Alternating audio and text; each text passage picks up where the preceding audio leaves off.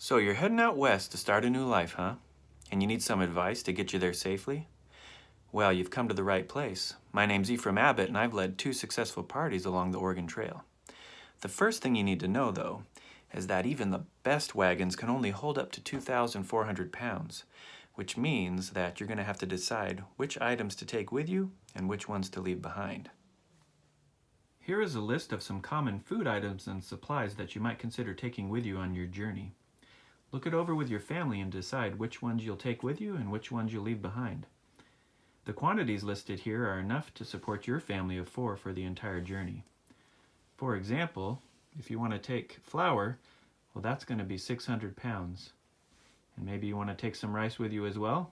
That's 200 pounds. Once you've decided on your list of items, you'll record their weights on this sheet here. For example, flour, 600 pounds, rice, 200 pounds.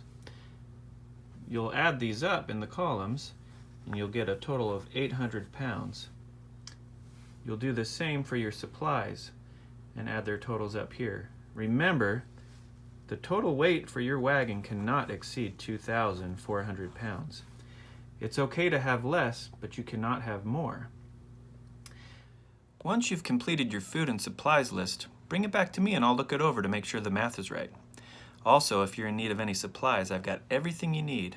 Just let me know. If you have any questions, I'm here to help. Thanks so much and have a great day.